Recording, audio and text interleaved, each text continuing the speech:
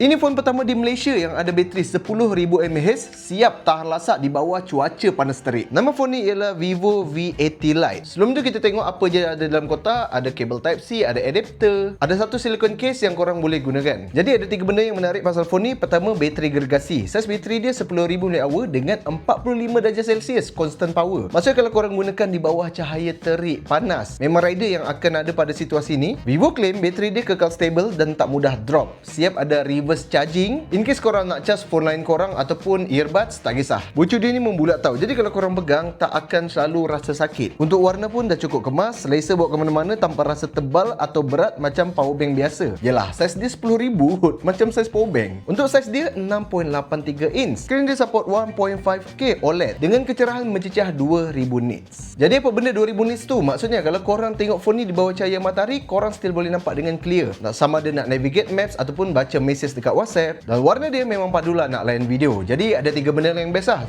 Bateri dia 10,000 mAh, boleh tahan cuaca panas 45 Celsius constant power. Design yang sedap pegang dan skrin dia yang cukup bagus. Untuk price range dia, tapi aku tak boleh nak spill lagi. Dan di next video aku akan buat depth review, test di bawah cahaya panas berapa lama dia boleh tahan. Bila kita record higher setting, adakah dia akan mati phone ni ataupun tak? Tunggu di next video. Jadi korang rasa macam mana? Vivo V80 Lite berbaloi ke tak berbaloi? Komen di bawah. Wow, hebat sekali!